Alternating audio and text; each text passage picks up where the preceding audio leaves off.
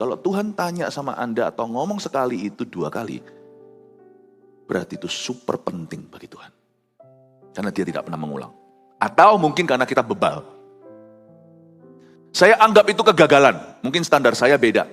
Sebagai orang Kristen apalagi sebagai hamba Tuhan.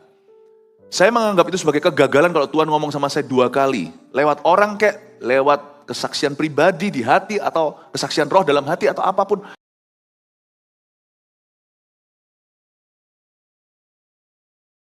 Selamat pagi Tuhan Yesus. GMS mengasihi-Mu. Kami tetap mencintai-Mu. Hati kami tidak berubah. Hati kami tidak akan berubah. Oleh anugerah Allah yang memelihara, gereja ini akan terus bertumbuh sehati, sepikir, setujuan untuk meninggikan Engkau dalam setiap perbuatan perkataan kami, dalam sehari-hari kami, dan ketika kami berkumpul sebagai gereja-Mu. Terimalah semua ungkapan hati, luapan hati umat-Mu sebagai persembahan yang harum di pagi hari.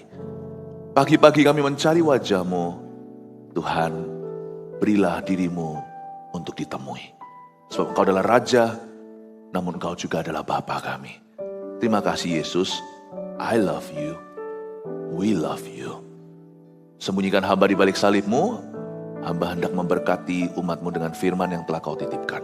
Dalam nama Yesus, praise the Lord. Amin. Selamat pagi, berikan tepuk tangan untuk Yesus. Glory to God. Ambil Alkitab dan catatan, kita akan belajar firman hari ini melanjutkan seri 12 Rasul. Yang saya berikan judul 12 Rasul, siapa mereka, dampak dan sejarah mereka. Anda lihat, ini sepanjang hari, jangan ketinggalan salah satunya. Kita pasti belajar banyak hal, bukan hanya secara rohani, tapi juga secara history, secara sejarah dan aplikasi untuk hidup kita. Saya ajak kita sekali lagi bangkit berdiri, kita akan membaca satu perikop ayat dulu sebelum saya akan bahas. Buka dengan saya Matius 10 ayat 1-4, kita baca bersama-sama. Yesus memanggil ke-12 Rasul, 1, 2, 3. Yesus memanggil ke-12 muridnya dan memberi kuasa kepada mereka untuk mengusir roh-roh jahat dan untuk melenyapkan segala penyakit dan segala kelemahan. Inilah nama ke-12 Rasul itu. Pertama, Simon yang disebut Petrus dan Andreas saudaranya, Yakobus anak Zebedeus dan Yohanes saudaranya, Filipus dan Bartolomeus, Thomas dan Matius pemungut cukai, Yakobus anak Alfeus dan Tadeus, Simon orang Zelot dan Yudas Iskariot yang mengkhianati dia. Terima kasih, silakan duduk. Nanti finalenya terakhir saya akan khotbah tentang Yudas Iskariot. It will be mightily interesting. Tapi kita sekarang buka Yohanes pasal 21 ayat 15, cerita tentang Petrus. Karena kebaktian pertama saya mau bicara tentang a prince among the apostles, atau seorang pangeran di antara para rasul itu. Seorang pemimpinnya para pemimpin. Rasul Petrus, he is extraordinary. Dia bukan rasul biasa, bukan berarti rasul itu biasa. Dia beda, saudara. Dia beda. Oh, banyak kelemahannya. Saya senang sekali bahas Petrus karena kayak kita, gegabah. Kurang perhitungan, kurang persiapan. Orang yang berkali-kali salah. Nanti bahkan saya akan bagikan apa yang tidak dicatat di Alkitab dari sejarah gereja sampai pada akhir hayatnya, hari terakhir sebelum mati, dia masih membuat satu kesalahan. Tetapi ternyata Tuhan itu cinta orang yang mau belajar. Kita akan belajar sesuatu tentang Petrus. Yohanes 21 ayat 15, ini encounter pertemuan Petrus dengan Yesus setelah Yesus dibangkitkan. Gembalakanlah domba-dombaku. Ayat 15, sesudah sarapan, Yesus berkata kepada Simon Petrus, Simon anak Yohanes, apakah engkau mengasihi aku lebih daripada mereka ini? Jawab Petrus kepadanya, benar Tuhan, engkau tahu bahwa aku mengasihi engkau. Kata Yesus kepadanya, gembalakanlah domba-dombaku. Berhenti di situ, background story. Petrus ini ketemu Yesus. Setelah mengkhianati, ini pertemuan, boleh dikatakan inilah pertemuan pemulihan. Setelah bukan mengkhianati, Yudas sih. Setelah menyangkali. Dan Petrus ini ketemu sama gurunya, agak sungkan. Dia tahu itu Yesus, tetapi diam-diam karena Yesus menampakkan diri kepada murid-muridnya di pantai Danau Tiberias. Di situ Yesus gorengkan ikan, bukan goreng tapi lebih bakar. ikan. Memberi mereka sarapan, dan sesudah mereka makan dulu. Sesudah makan, Yesus baru tanya, jangan banyak tanya, kasih makan orang dulu. Pelajaran simpel aja ya, aplikatif, don't ask too much. Kalau kita di meja makan itu, makan ya makan, bersyukur sama Tuhan. Mau tanya apa, mau bahas masalah itu, afterwards, setelahnya. Kita sama juga kalau kita itu mau khotbahin orang itu, kasih dia makan. Terlebih dahulu. Kalau dia lapar, kasihan. Makanya saya sangat-sangat gairah untuk mawar siaran peduli di hari-hari yang akan datang. Kita mesti kasih makan. Kita mesti memberi pakaian. Kita juga harus menudungi yatim piatu. Kita harus lakukan bagian kita. Yesus itu contoh dan teladan. Simple aja. Di ayat yang pertama kita baca, saya melihat Tuhan itu timingnya selalu tepat. Kasih makan. Jangan tuntut bawahanmu, anak didikmu, anak rohani, muridmu, untuk melakukan sesuatu sebelum kau beri dia makan. Makanan rohani maksudnya, kasih teladan. Jangan hanya sebagai pemimpin yang menuntut doang, tuntut-tuntut orang. Kita kasih makan dulu. Saya berani nuntut jemaat ini untuk maju, untuk ber-CG, untuk jadi CGL atau pemimpin. Karena kenapa? Karena kami memberimu protein. Jangan minum protein pada malam hari nanti jerawatan. Minum itu pagi sebelum olahraga atau kalau Anda sebelum angkat-angkat berat ke gym atau apa. Protein itu harus dilanjutkan, harus disalurkan. Exercise. Protein tidak diberikan kepada gereja supaya gereja jadi gemuk. Gizi dari sorga bukan untuk menggemukkan diri, tapi untuk kita bergerak. Gereja ini harus bergerak. Setiap orang tidak boleh jadi partisipan. Tidak boleh menjadi simpatisan. Setiap kita dipanggil untuk berpartisipasi. Kita berani menuntut orang yang kita didik dan kita tuntun, kita bimbing, kita pimpin, dan kita gembalakan. Kalau kita memberi mereka makan sungguhan. Masuklah hadirat Allah berjam-jam sebelum mereka dan berjam-jam setelah mereka. Lalu setelah itu tuntutlah hidup mereka. Tuntutlah mereka berbuah. Tuntutlah mereka bertumbuh. Setelah Anda pupuki, mereka mesti harus bertumbuh lah. Pohon itu kalau nggak bertumbuh harus ditebang. Karena itu saya mau dorong Anda belajar dari guru kita. Sesudah sarapan, Yesus baru berkata pada Simon Petrus, Simon, do you love me? Simon anak Yohanes, apakah engkau mengasihi aku? Nggak berhenti di situ. Lebih daripada mereka ini, Tuhan tunjuk sisa muridnya. Do you love me more than this? Apakah kamu cinta kepada guru lebih daripada murid-muridku yang lainnya? Makanya saya sebut dia ini pemimpin di antara semua pemimpin. Dia ini pastor of pastors. Dia ini gembalanya gembala-gembala. Dia ini rasul yang tidak rata-rata. Mengapa? Karena Yesus tahu di antara semua muridnya yang paling mengasihi dia, yang paling cinta padanya adalah Petrus. Nanti kebaktian berikutnya saya akan bahas rasul atau murid yang paling dikasihi Yesus. Yang ini rasul yang paling mengasihi Yesus. Jadi dia ini big bro. Dia ini take, dia ini abang. Bang. Dia itu punya spirit itu. Jadi kepemimpinan itu jatuh ke atas orang yang mengasihi Tuhan. Bukan yang dikasihi Tuhan.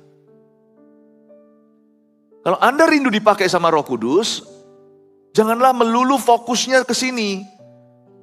Yaitu, do you love me? Udahlah, Tuhan itu jangan diinterogasi. He loves you lah, sudahlah Tuhan itu cinta padamu, udah terbukti kok. Yang belum membuktikan cintanya itu dirimu kepadanya. Diriku kepadanya, kita ini belum apa-apa, mati aja belum, hidup aja. Mati aja kagak, mati, kita mati untuk Tuhan, siapa di sini sudah mati untuk Tuhan? Loh kok hidup? Hidup bagi Kristus saja belum kok, kita mau menyombongkan diri. Kita mau nuntut-nuntut, minta berkat. Minta pembelaan lagi, penyertaan gak cukup, minta dibela-bela terhadap musuh. Bukannya disertai aja seharusnya kita bahagia. Udahlah. Kapan terakhir kali saya bilang sama para musisi kita, saya mengagumi Anda. Ini gak ada di dalam rundown-nya, saya gak ada latihan. Saya bunyi lagu apa aja dia langsung bisa ngikuti. Luar biasa lo musisi-musisi kita, thank you. Saya terkenal angker kalau lagi khotbah itu, hati-hati Ko Philip, di antara musisi nanti tiba-tiba muncul lagu kuno lagi. Nggak tahu kuncinya apa, tapi mereka ini hebat, luar biasa. Mereka ini semua volunteer, sukarelawan. Ini orang-orang cinta Yesus, kalau nggak cinta nggak mungkin pagi-pagi melayanimu cuma-cuma. Pemakaian Allah itu turun atas orang yang mengasihi dia. Bukan atas orang yang dikasihinya, sekalipun kita semua dikasihi. Take, taje, abang, Bayu, kakak rohani, bahkan bapak rohani. Itu orang yang paling cinta Yesus dibanding dengan semuanya.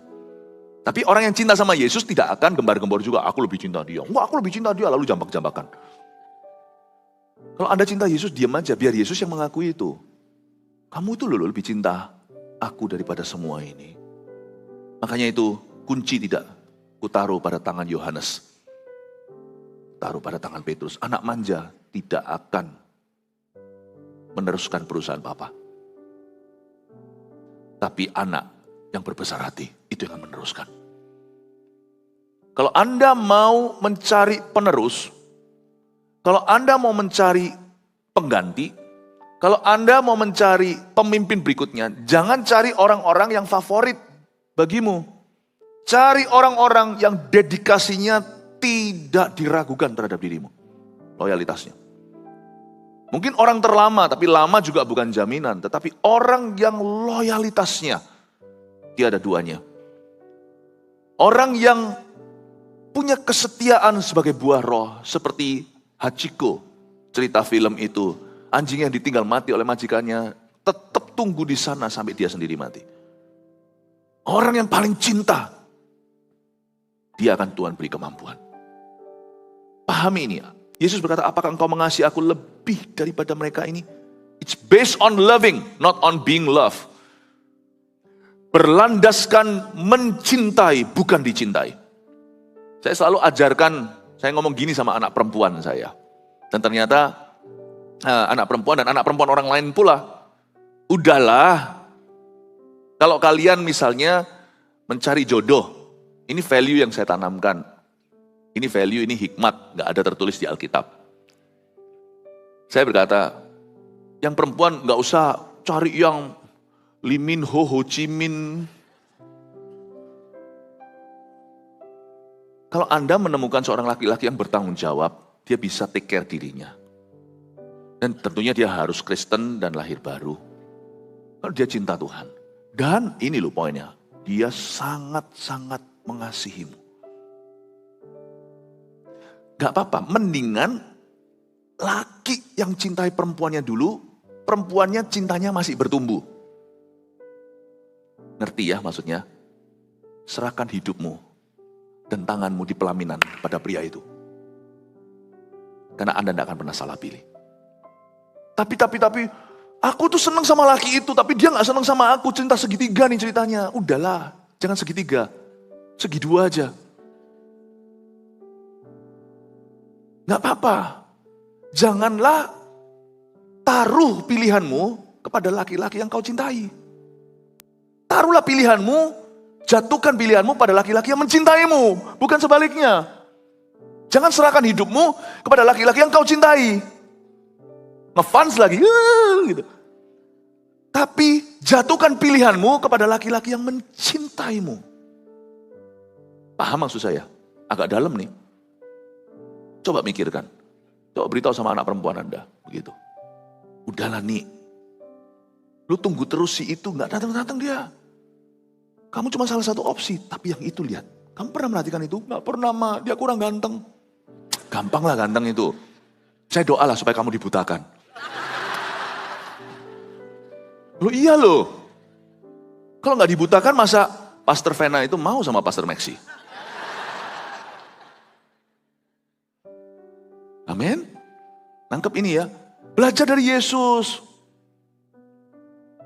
Yesus serahkan dirinya kepada yang paling cinta sama dia. Bukan yang paling dia cinta. Makanya itu cewek susah dapet jodoh, kenapa? Nunggu semua laki yang satu itu. Tapi gak mau laki yang gak laku. Padahal yang gak laku itu untukmu. Loh, sorry loh ya, saya beritahu ya. Yang laku keras nggak tentu barang bagus. Ya, sungguhan. Saya kagum sama Cik Yen Yen. Mau tuh sama Pastor Moro. Padahal kurang laku loh dulu. Oh haleluya, kasih tepuk tangan Tuhan Yesus, come on. Ya, yang istri-istri ngomong sama suaminya, si Pastor Philip baca hatiku, kamu tuh kurang laku, aku mau sama kamu. Hoki kamu. Mati aku nanti, semua suami marah sama saya. Nangkep ini ya Bapak Ibu Saudara, ayat yang ke-16. Kata Yesus pula kepadanya, untuk kedua kalinya. Hah?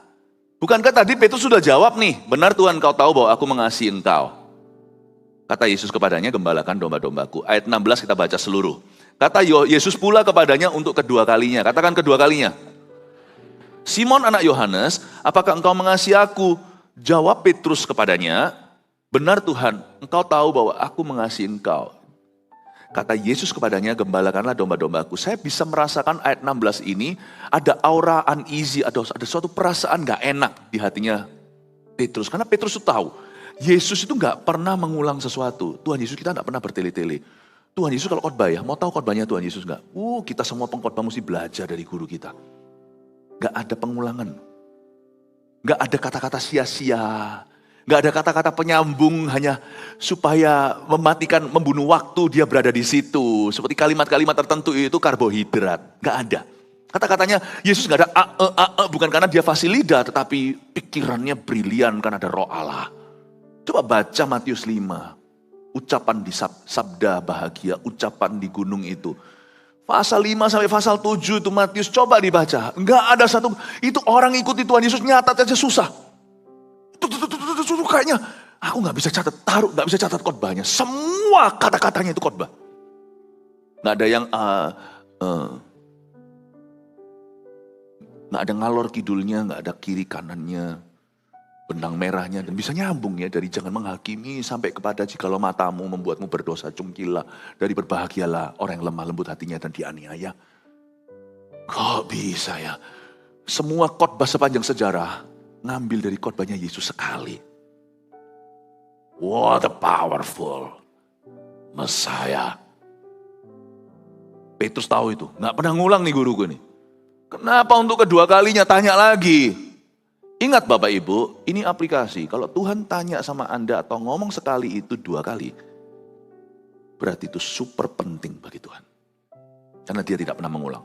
Atau mungkin karena kita bebal. Saya anggap itu kegagalan. Mungkin standar saya beda. Sebagai orang Kristen apalagi sebagai hamba Tuhan. Saya menganggap itu sebagai kegagalan kalau Tuhan ngomong sama saya 2 kali. Lewat orang kayak, lewat kesaksian pribadi di hati atau kesaksian roh dalam hati atau apapun. Kalau Tuhan bilang sama seseorang, ayolah jadi CGL. Minggu depan diulang lagi, you gagal. Manja banget. Masa Tuhan harus ketok pintu berapa kali? Harusnya kita jauh lebih peka daripada anjing. Saya dahulu kala punya anjing, keluarga kami. Anjing itu, sebenarnya anjing kampung, tapi campuran apa gitu lah ya. Pergaulan anjing kan luas ya. Anjing itu kami kasih nama Xiao Ting Tang atau Doraemon. Itu saya pulang dari Taiwan punya anjing itu, masih kecil nih saya. Anjing itu kalau mobil ayah saya mulai masuk ke jalan itu, di ujung loh, dia hafal suara mobil. Waktu itu kami naik jeep. Langsung dia udah nyala, udah nyala. Belum ketuk pintu, belum dibel tin-tin. Belum turun, belum lihat. Yesus ketuk pintu, jangan sampai ketuk. Derap kaki, sana sudah harus dengar. Dia baru hembus. Bukankah dia anak Daud? Daud kepingin air di Perigi, 3 triwiranya itu, 3 orang itu. Langsung tahu masuk serbuk ke Bethlehem, ambil air itu. Tapi sekarang orang Kristen diketuk 3 kali, knock, masih belum buka. Saya anggap itu kegagalan saya. Kalau Tuhan harus bicara kedua kali sama saya. Pastor Philip standarnya terlalu tinggi. I don't think so. Menurut saya kekristenan itu telah mundur 2000 tahun ini. Kalau kita mau jadi Kristen beneran itu kita harus kembali ke gereja mula-mula itu. Cara mereka Kristen itu gitu. Kita mengalami kelunturan. Apa yang kau anggap rasul di zaman ini, mungkin kalau kami bisa ditransportasi lewat waktu, Kami dikembalikan saat itu. Mungkin kami termasuk saya, hanyalah murid biasa di gereja mula-mula. Kami belum di level rasul-rasul itu. Tapi di zaman ini level rasul. Bukan karena kami hebat, tapi karena gereja mundur. Tuhan bicara second time in your life, you fail already. Anda gagal. Kalau Tuhan bilang sama Anda ampuni, lalu Tuhan lewat orang lain, sudahlah ampunilah. Lalu lewat firman lagi bicara ampuni, itu 7 kali 70, bukan yang kau mengampuni mereka yang bersalah kepadamu, tapi 7 kali 70 Tuhan mengejarmu. Who do you think you are? Dikejar Tuhan kayak gitu. Jangan jual mahal lah sama Roh Kudus. Sebab engkau tidak mahal, sorry ya saya beritahu. You are not expensive, I'm not expensive. Kenapa harus jual mahal? Jangan dijual mahal apa yang memang murahan. Sorry saya ngomong begini, kalau bukan karena darah Kristus, bukan karena dia memilih dan mengasihi kita, Anda dan saya itu tidak ada harganya. Bukan karena tak ternilai harganya, tak berharga. Hai orang berdosa. Disuruh gereja, suruh bangun, suruh doa, suruh pelayanan. Udah berapa tahun jadi orang Kristen? Ya mau sekalian gak usah jadi orang Kristen gitulah. Jadi Kristen suam-suam kuku muntah aja. Sorry nih ngomongnya, kok keras nih Pastor Philip. Bukan keras, ini fakta. Ini kebenaran. I will raise the standard high. Bukan karena standarnya kami tinggikan. Standarnya udah tinggi dari sononya. Bukankah Anda menyembah Allah yang maha tinggi? Saya dorong Anda untuk sungguh-sungguh. Tapi ini ada sebuah aplikasi untuk kita. Kata Yesus pula kepadanya untuk kedua kalinya, when God repeats something twice, it is important to Him. Ayo, lupakan diri kita lah, sudah nggak usah kita tertuduh gimana, cukup tertemplak nanti. Tapi kalau Tuhan bicara sama kita sesuatu 2 kali, berarti itu penting bagi Dia. Berarti di sini apa yang kita bisa simpulkan bahwa mengasihi Tuhan itu penting bagi Tuhan. Betul nggak? Sampai Tuhan tuh tanya 2 kali loh sama Petrus, kamu cinta nggak sama aku? Wow. Berarti kita mengasihi Tuhan atau tidak itu penting bagi Dia. Berarti bagaimana kita berusaha mengembalikan kasihnya itu, meskipun kita nggak mungkin bisa membayarnya, itu penting bagi Tuhan. Jadi Tuhan kalau melihat kita hari ini, Dia tidak melihat apakah kita datang ke gereja. Tapi dengan datang ke gereja, apakah kita mendengarkan suaranya. Lalu Tuhan itu rindu melihat bagaimana Anda akan memberikan hidupmu kepadanya di dalam gereja ini untuk mengembalikan cinta kasihnya. Itu bagi Tuhan penting ternyata. Dan Tuhan menguji itu. Dan Tuhan melihat itu. Ibadah itu akan sia-sia, tidak ada kuasanya kalau kita tidak bisa translate dan menafsirkan hati Tuhan. Seorang pengkhotbah bisa berkhotbah hanya bla bla bla kalau dia tidak bisa menafsirkan hati Allah dengan tepat guna. Yang membuat susah dalam khotbah itu bukan teorinya, but how you make people realize God's heart to them. Bagaimana Anda bisa membuat umat sadar akan hatinya Allah mereka. Saya berdoa supaya khotbah saya pagi ini diurapi dan berhasil. Membuat Anda sadar, membuat saya sadar bahwa Tuhan sedang melihat hati kita. Keseriusan kita gimana kita mengembalikan cinta kasihnya kepada Tuhan. Yang mengasihi Tuhan minimal kasih tepuk tangan untuk Tuhan dulu. Ayat 17, kata Yesus kepadanya untuk ketiga kalinya. Aduh, gelodak. 3 kalinya. Tapi saya gak bisa hakimi Petrus, karena aku juga kayak Petrus, sama aja. Malu saya kalau mau buka buku, saya itu sudah bukan 3 kali, 30 kali, kali 3. Tuhan mengatakan hal yang sama. Gak apa-apa, saya jemput Anda semuanya bersama dengan saya, kilometer kita tidak beda. Ayo, kita hanya punya satu jalan ke depan, maju dan mempersingkat waktu kita untuk meresponi dia. Jangan terlalu lama menunda sesuatu. Kalau Tuhan bilang itu adalah ketaatan, lakukan. Kata Yesus kepadanya untuk ketiga kalinya, Simon, anak Yohanes, apakah engkau mengasihi aku? Maka sedih hati Petrus, karena Yesus berkata untuk ketiga kalinya, apakah engkau mengasihi aku? Dan ia berkata kepadanya, Tuhan, engkau tahu segala sesuatu. Engkau tahu bahwa aku mengasihi engkau. Kata Yesus kepadanya, gembalakanlah domba-dombaku. Untuk ketiga kalinya, katakan untuk ketiga kalinya. Kenapa sih Tuhan itu suka mungkit-mungkit? Gini, jika Tuhan mengungkit sesuatu dalam hidupmu, itu bukan untuk mempermalukan Anda atau menuduh. Kalau Tuhan mengungkit sesuatu dari masa lalumu seperti yang Tuhan Yesus lakukan kepada Petrus, kenapa kok mengungkit? 3 kali itu kan persis 3 kali dia menyangkali Tuhan. Barusan berapa minggu yang lalu. Ini kan kayak disindir halus sama Yesus. Kalau Tuhan sampai menyindir kita dan kalau Tuhan sampai mengungkit sesuatu di masa lalu kita, contohnya kegagalan atau rasa takut kita, itu untuk satu tujuan. Tuhan tidak pernah melakukan apa-apa untuk mempermalukan kita, apalagi menghancurkan kita. Kalau Tuhan mengungkit sesuatu di belakang kita, itu untuk menghapus trauma. Paham ya? Apapun yang Tuhan lakukan itu selalu hendak menyembuhkan. Dia itu Yehovah Rafa. Manusia lain, kalau dia ungkit itu karena kepahitan. Kalau dia sindir singgung itu karena dia tidak terima. Yang biasanya manusia lakukan, biasanya untuk disinggung halus maupun disindir kasar, itu adalah untuk mempermalukan. Manusia kan berdosa, Yesus tidak. Kalau Yesus mengungkit sesuatu, dia berhak. Karena dia hakimnya, kita tidak patut menghakimi orang lain atau menghakimi diri kita sendiri. Tapi jikalau Tuhan mengungkit sesuatu dalam hidupmu, baik itu berapa minggu lalu atau berapa tahun lalu, atau masa kecilmu, kalau Tuhan lakukan itu, berarti Tuhan hendak menyembuhkanmu. Tuhan mau memulihkanmu. Tuhan rindu kita itu hidup bebas trauma dan hidup dalam pengampunan. Makanya kadang-kadang waktu kita mendengar khotbah seperti rasanya pengkhotbah itu bicara langsung ke kita. Kayak kita disindir sama Tuhan. Padahal nggak tentu pendeta itu tahu loh apa yang Anda alami. Dan waktu kita altar call, panggilan ke altar, contohnya rasa seperti itu aku. Responi, itu berarti Anda mau sembuh. Ketika demam itu semakin tinggi, ya, itu mungkin mau sembuh bagi beberapa orang yang kena penyakit tertentu. Mungkin gitu ya.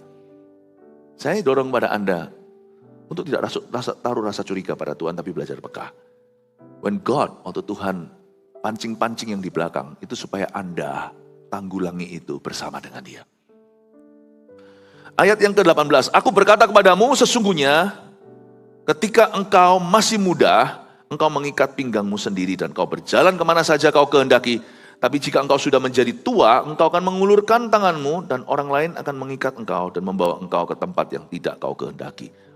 Yesus mematahkan kaki rasul ini, tanda kutip, bukan mematahkan sungguhan secara harafiah, tetapi secara rohani. Yesus berkata gini, Petrus, kamu itu selalu terombang-ambingkan. Aku punya rencana lain dan rencanaku lebih bagus. Setelah 3 kali Tuhan ungkit itu dan Petrus tersindir dan dia sedih hati karena Yesus berkata atau bertanya untuk ketiga kali. Dia ingat bahwa 3 kali dia menyangkali. Yesus langsung berkata kepada dia, gembalakanlah domba-dombaku, tertanamlah dalam gereja. Kebetulan peran yang Tuhan berikan kepadanya adalah gembala sidang. Gembala sidang atau jemaatnya atau sidangnya, semua kita tertanam dalam gereja. Sebelum saya adalah gembala atas sidang yang saya gembalakan di sini, saya juga jemaat loh di sini. Saya juga jemaat Tuhan. Cuman saya diberikan peran yang berbeda. Maka Tuhan berkata kepada Petrus, gembalakanlah domba-dombaku. Tuhan menunjukkan ladang pengembalaan. Dan Tuhan berkata gini, waktu kamu masih muda, kamu boleh jadi evangelis, penginjil keliling, terserah. Lu mau ke sini sana mengikat pinggangmu, CGIA, persekutuan di mana-mana. Itu bukan caraku. Tentu berkata, aku akan mengikat pinggangmu. Kamu waktu muda, kamu ikat pinggangmu, kamu berjalan kemana saja yang kau kehendaki. Tetapi waktu engkau sudah menjadi tua, ini bukan bicara soal usia, bicara tentang maturity atau kedewasaan. Engkau akan mengulurkan tanganmu. Orang lain akan mengikat engkau. Kamu tidak akan hidup freestyle. Tapi kamu akan komit kepada sekelompok orang. Dan mereka itu seperti ikatanmu yang mengikat tanganmu. Kamu tidak bebas. Kamu tidak bebas. Tidak bebasnya itu justru akan memerdekakanmu. Kamu justru akan memperoleh makna, hidupmu akan semakin signifikan. Waktu kamu tua, kamu akan mengulurkan tanganmu. Orang lain akan mengikat engkau dan membawa engkau ke tempat yang tidak kau kehendaki. Hidup saya kasih contoh, saya tidak bebas. Di mana-mana di Surabaya ada orang yang kenal saya. Mana-mana. Saya nggak bebas melakukan segala sesuatu karena Anda. Andalah ikatan saya. Saya pernah cerita, saya nggak usah ulangi. Bahkan pernah sekali, saya itu panas sekali karena ada orang yang ketuk-ketuk kaca. mobil saya. Dikotor-kotori kacanya demi uang kecil. Saya berkata jangan begitulah, tambah membuat hidupku susah. Mau marah gak bisa. Turunkan jendela, saya mau bilang hentikan, dia panggil saya Ko Philip, anak jalanan tato semua. Gak bebas aku gara-gara dirimu. Marah sedikit aja gak boleh. Tapi justru Andalah kemerdekaan saya. Justru saya berani berkata bahwa jemaat memberi makna dalam hidup saya. Membuat saya susah jatuh. Dan saya mau pergi kemana? Mau pergi kemana-mana. Gak bisa. Zaman dulu waktu pandemi, Rabu Sabtu harus pulang ke rumah. Saat teduh bersama. Minggu gak bisa terlalu lama. Masa bisa saya tinggalkan Anda berapa bulan? Kalau gak berapa bulan, nanti masih ada aja dari jemaat kata, kangen Pastor Philip di ibadah. Saya gara-gara Anda gak bisa jalan-jalan. Saya kepingin seperti orang itu loh yang melancong selama 6 bulan. Gak bisa. Karena sekarang saya harus hidup untuk orang lain. Orang lain akan mengikat saya, membawa saya ke tempat yang tidak saya kehendaki. Saya umur 6 itu sudah hidup sendiri di Taiwan. Saya sudah dari dulunya itu biasa makan sendiri. Duduk di mana saya bisa makan sendiri gitu. Saya gak bisa. Makan harus ingat seseorang. Hidupku kau jajah Bapak Ibu. Tapi terima kasih engkau menjajah aku. Karena itu hidupku signifikan. Haleluya. Semoga Anda bisa mengatakan yang sama. Dia memberitahu dalam Petrus, lihat ladang pengembalaan. Kamu bukan hanya tertanam, kamu gembalakan. Waduh Tuhan, oke. Siap Tuhan Yesus. Siap. Dan hal ini dikatakannya untuk menyatakan bagaimana Petrus akan mati ayat 19 dan memuliakan Allah. Sesudah mengatakan demikian, ia berkata kepada Petrus, follow me, ikutlah aku. Tuhan tunjukkan harganya, baru Tuhan berkata, ikutlah saya. Anda gak beli rumah kalau Anda gak tahu price-nya dulu. Ini per meter berapa? 22 juta. 300 meter, kalkulatornya keluar. Miliaran. Tuhan berikan harganya dulu, begini begitu, kamu akan hidup untuk orang lain loh ya. Kamu tetap akan ada yang namanya liburan, waktu-waktu. Tuhan itu selalu memberi kita rest, istirahat. But garis besar, kamu tidak hidup bagi dirimu sendiri. Dan kamu tidak hanya hidup bagi Tuhanmu, tapi orang lain yang mengikatmu, bukan Tuhanmu. Orang lain demi Tuhanmu akan mengikatmu. Oke Tuhan. Jadi aku tidak bisa hidup sembarangan. Tidak bisa. Aku tidak bisa nyanyi apa susahnya jadi bujangan. Kemana-mana asalkan suka. Tiada orang yang melarang. Wah. Nggak bisa. Kenapa? Ini loh, cincin ini loh ngikat saya. Saya sudah menikah. Nggak bisa saya. Melirik pun nggak bisa. Zaman dulu saya bujangan, apalagi belum kenal Tuhan. Lihat perempuan yang rupawan, mata bisa menikmatinya. Sekarang gara-gara istriku tuh saya nggak bisa. Nggak bisa noleh gimana ngeliatin nggak bisa. Langsung seolah-olah seluruh sorga itu mukuli hati saya. Kau membuat hidupku sempit. Tapi karena itu saya bahagia. I'm willing to do that because I love my wife. Karena saya mencintai istri saya. Hidupmu dikekang? Iya. Pernikahan mengekangmu. Anak-anakmu mengekangmu. Makanya saya sarankan orang-orang yang belum menikah, yang sudah menikah, belum punya anak, jalan-jalan dulu. Nanti setelah punya anak, pikiranmu selalu ke anak meskipun mau jalan kemana. Itu bocah kecil itu akan mengekangmu. Tapi bukankah justru hidupmu continue gara-gara mereka? Justru hidup Anda bermakna karena anak-anak Anda. Coba lihat orang-orang yang belum dikaruniai keturunan, mereka merindukan. Orang lain yang akan mengikatmu. Bahagialah diikat oleh istrimu. Bahagialah diikat oleh suamimu. Biarkan pasangan itu membuatmu merasa guilty, sebab Anda tidak lagi bujangan, bukan single lagi. Apa yang dulu Anda bisa nikmati di luar Tuhan waktu Anda single dan bujangan. Sekarang Anda tidak bisa. Sekalipun Anda bisa, Anda akan guilty sekali, akan merasa bersalah luar biasa. She makes you unable to enjoy beautiful women anymore because she is the most beautiful in your eyes. Istrimu tidak bisa lagi membuatmu menikmati pemandangan seorang wanita cantik lagi karena di hatimu dia yang paling kau kasih, dia yang tercantik. Suamimu membuat Anda tidak bisa enjoy, melihat, bahkan hanya melihat seorang laki-laki yang rupawan, nggak bisa. Makanya itu yang perempuan-perempuan yang suka drama Korea. Sudahlah, jangan lihat itu karena apalagi sambil nonton sama suaminya. Lalu bilang, cakep ya, ganteng ya. Bawa sini istri Anda, kami baptis matanya. How could you still enjoy handsome man? Iya, Pastor Phil nggak tahu rupanya suami saya. But the fakta bahwa Anda berkata saya bersedia di pelaminan, Anda sudah mengaku di depan Tuhan bahwa he only is handsome to you. Hanya dia yang cakep. Kok bisa sih sambil nonton drama Korea, suaminya aja untung berbesar hati, gak cemburuan. Tapi suamimu itu gak terbuat dari tepung ya, dia punya perasaan. Sekalipun dia modelnya kayak roti.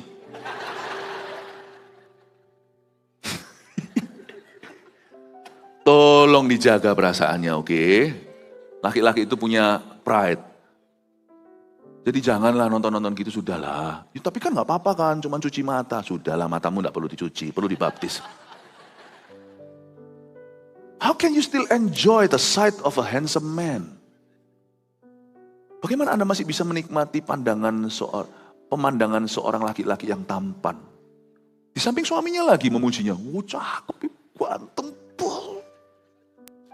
Sang suami, Anda dapat mandat dari gembala sidang. Ambil remote-nya, matikan TV-nya.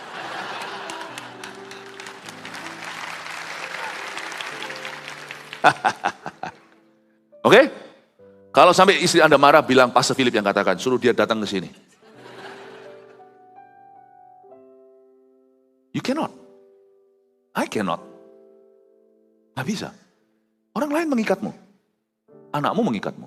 Dan sekarang anak-anak rohanimu mengikatmu. Jemaat mengikatmu. Kita saling terikat. Di luar sana jangan kelakuan kita sembarangan. Gembalamu mengikatmu. Perhatikan nama saya juga, reputasi saya. Wow, orang Mawar Sharon kok gitu tuh, orang GMS itu. Please saling jaga, saya jaga. Kalau Anda tidak jaga kan percuma. Kita saling jaga ya. Kita saling terikat. Mau nggak mau gitulah. Itu saya sebut sebagai the joy of commitment. Sukacitanya komitmen. The joy of committed love. Itulah sukacitanya cinta yang komitmen. Mesti komitmen. Suami harus komit sama istri, istri komit sama suami istri komit sama anak, anak komit sama papa mamanya, keluarga komit sama gereja, gereja komit sama keluarga. Orang lain yang mengikatmu. Lalu kemudian dituliskan di sana, bahkan Tuhan berkata, untuk Petrus ada sebuah penjelasan bagaimana dia akan mati dan memuliakan Allah. Lalu Tuhan berkata, ikutlah saya. Petrus mati tahun 64 sesudah Masehi atau 64 AD. Dibunuh di hari yang sama dengan Paulus di Roma. Paulus dipenggal karena dia warga Italia.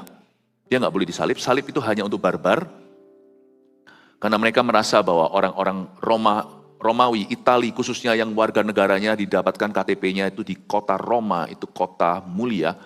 Tidak boleh mereka dieksekusi mati. Kriminal terburuk pun harus eksekusinya tetap mulia. Hanya penggal saja cepat mati.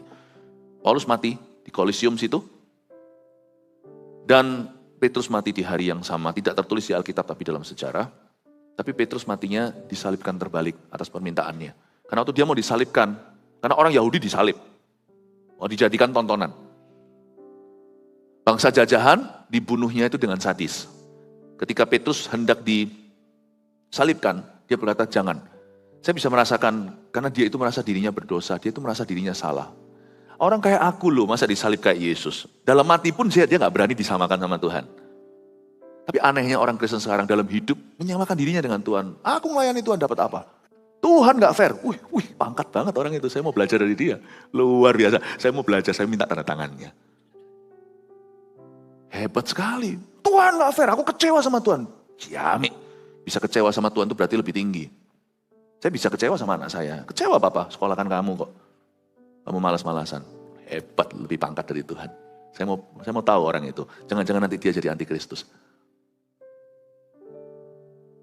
Dalam hati aja dia gak berani samain diri. Kenapa? Orang kayak aku ini 3 kali loh Tuhan harus ngomong sesuatu. Aku udah fail total. Ini rasul besar, fail total. Makanya itu, saya jadi pelayan Tuhan tuh, kapan giliran menyombongkan diri? Rasul ini aja gak sombong. Kapan bayang-bayangku nyembuhkan? Kapan? Ini bayang-bayangnya nyembuhkan. Mawas diri. Dia mati 64 AD. Disalib terbalik. Apa aja jasa atau dampaknya Petrus? Saya berikan beberapa hal. Dia menulis 2 surat kepada gereja secara universal yang dibaca hingga sekarang karena ada di 1-2 Petrus. Meskipun suratnya tidak sebanyak Paulus banyak suratnya. Dia menulis surat kepada gereja aja ya 7, belum lagi yang Timotius, yang Titus, yang Filemon, kepada pribadi atau individu. Meskipun demikian, Rasul Petrus punya surat hanya 2 dibandingkan Paulus, tapi dia adalah rasul utama. Apalagi kepada bangsa Yahudi. Karena suratnya ditunggu oleh seluruh gereja, Yahudi atau bukan. Karena semua orang tahu, dia adalah pilihan ke-1 Yesus Kristus. Semua orang tahu bahwa dari semua rasul yang paling cinta sama Tuhan itu Petrus. Meskipun semua mati untuk Tuhan, kecuali Yudas Iskariot, Yohanes mati normal, tapi yang lainnya mati martir. Dan Petrus inilah yang mendirikan gereja Antioquia, yang paling tidak yang mengesahkan, yang establish itu Antioquia. Dan dia memimpin kebangunan rohani. Dalam sejarah gereja tercatatkan bahwa Petrus pergi ke Turki dan selama 7 tahun memimpin kebangunan rohani di benua ini. Selain itu, sejarah juga mencatat dia 20 tahun, sempat tinggal sekian lama, 20 tahun mungkin, nggak ada yang tahu pasti, tapi cukup lama pokoknya, berada di Roma, di tempat dia akhirnya meletakkan nyawanya untuk Tuhan. 20 tahun di Roma itu dia mendirikan banyak gereja, establishing many churches, dan menguatkan gereja-gereja yang sudah ada. Selain itu ada satu jasanya tidak bisa kita abaikan, yaitu dia mempengaruhi seorang anak muda yang sudah tidak cocok sama Paulus. Kemenakan Barnabas namanya Markus. Markus ini bukan maklar kasus. Markus ini adalah penulis Injil. Markus itu anak muda, a young man, yang akhirnya berguru sama Petrus, diayomi sama Petrus. Dia melihat dirinya pada Markus, orang yang banyak salahnya. Dia pulihkan, dan atas pengaruhnya, karena dialah saksi mata pertama tentang Tuhan. Markus tidak hidup bersama Yesus 3,5 tahun itu. Mungkin dia terlalu kecil, masih anak kecil. Tapi Petrus memberikan kesaksiannya. Keluarlah 16 pasal yang luar biasa dari kitab Markus. Ini orang luar biasa. Dan pada hari terakhirnya, Petrus itu mendapatkan suatu penglihatan. Petrus dalam sejarah ya, tradisi gereja, dia itu dibebaskan. Bukan oleh Tuhan, tapi oleh penjaga penjara atas risiko nyawa. Nyawa penjaga penjara itu sendiri. Pergilah Bapak, terlalu sungkan sama hamba Tuhan.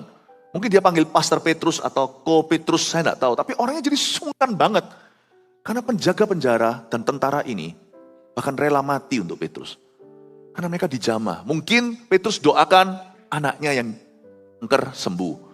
Jadi dia itu hutang budi, dilepaskan dan Petrus akhirnya keluar. Waktu keluar itu dia mendapat sebuah penglihatan, Tuhan Yesus jalan masuk. Loh, aku mau keluar dari Roma kok Tuhan jalan masuk.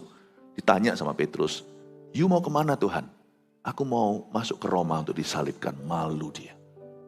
Ini gak ada di Alkitab ya. Dia malu. Dalam penglihatan itu Tuhan templak dia. Bukannya Tuhan mau mati lagi, Tuhan mati hanya sekali untuk selama-lamanya ya. Jangan salah doktrin. Tetapi dalam penglihatan itu secara kiasan Tuhan berkata, aku mau disalibkan lagi khusus untuk kota Roma yang bejat ini. Kenapa kamu lari? Malu dia nangis. Orang yang pernah nyangkal itu balik. Langsung masuk. Dia berkata, aku tidak mau kau lepaskan. Penjara ditutup sendiri. Besok dia mati. Dan dia berkata, jangan salibkan aku dengan cara Yesus. Siapa aku? Terbalik. Lain kali aja saya ceritain sakitnya salib. Saya dalam lulusan saya sekolah teologi sarjana saya ambil. Saya tulis paper waktu itu menyelidiki sakit fisiknya yang tak terkatakan atas orang, yang diderita orang yang disalibkan. Saya belum sampai ke taraf mereka dibalikkan. Someday saya ada waktu saya mau riset sungguhan, dibalikkan itu dari sisi kedokteran. Gimana itu rasanya? Saya tidak berani ini. Nanti saya rasanya lihat kemarin super konferensi nggak ada waktu lah saya untuk riset begitu. Tunggu nanti mati atau Tuhan datang kembali, saya mau tanya Petrus sendiri. Nanti di sorga saya masih punya satu tugas, saya mau interview beliau. Ajari orang dungu seperti aku ini. Apa artinya mengabdi kepada Allah? Petrus mati untuk siapa? Untuk Yesus? Yes and no. Yes. Tapi dia nggak mati hanya untuk Tuhan Yesus secara pribadi. Dia mati untuk ladang pengembalaannya. Dia mati untuk gereja. dia mati itu supaya Kaisar Nero yang gila dan psikopat dan paranoid itu tidak akan kejar buntut ekornya itu jemaatnya. Dia serahkan nyawanya. Aku yang mati. Kalau aku lari, Nero akan beringas ambil semua orang Kristen untuk gantikan satu rasul. Tahukah harga satu rasul? Orang Kristen satu kota. Makanya kalau rasul jatuh, satu bangsa kekristenan goyang. Hamba Tuhan kalau jatuh, Anda lihat dampaknya. Petrus tahu kalau dia pergi, satu kota akan diringkas sama Nero. Gantikan dia. Dia berkata, no, aku yang mati. Dia mati untuk gereja. 3 poin ini saya kasihkan kepada Anda lalu saya selesai. Puji Tuhan. Siapa yang belajar sesuatu? Amin. Haleluya. Jangan melulu yang diingat yang tentang tadi ya, yang matikan remote itu ya. Ada banyak sini aplikasi yang indah, jangan itu saja. Ada 3 poin yang Anda bisa bawa pulang. Yang pertama, kita bisa pelajari dari kehidupan Petrus, aplikasinya sebagai berikut. 1, seberapa besar kita mengasihi Tuhan, itu penting bagi Tuhan ternyata. Ya, itu dia. Jadi kalau datang ke gereja, jangan pikirannya, aku dapat apa? Loh, tanya, aku sudah beri apa? Jangan tanyanya aku dapat apa? Wah biasa itu. Aku beri apa? Saya hari ini datang ke gereja, saya beri sesuatu. Saya beri kado kepada jemaat, pewahyuan yang saya dapatkan lewat berjam-jam, bahkan bertahun-tahun berjalan dengan Yesus. Anda berikan apa pada Tuhan hari ini? Untuk mengasihi dia dan mengasihi jemaatnya. 2, Tuhan mau kita hidup tanpa penyesalan dan trauma masa lalu. Itulah sebabnya Tuhan bekerja demikian rupa dalam kehidupan Petrus. Jangan trauma lagi ya. Selesaikan whatever it is, apapun juga itu yang di belakangmu. Biar Tuhan sindirlah, ungkitlah, habisilah di dalam dirimu. 3, Yesus dan gerejanya layak kita bela dengan kematian kita. Jangan GR dulu, enggak semua orang menjadi martir. Darahmu, darahku enggak sesuci itu. Martir itu pilihan. Darah martir itu benih. Minimal kalau Tuhan, kita enggak bisa mati untuk Tuhan dan gerejanya, kita bisa hidup untuk Tuhan dan gerejanya. Amin Bapak Ibu Saudara. Siapa diberkati Tuhan? Kasih tepuk tangan untuk Tuhan Yesus. Praise the Lord.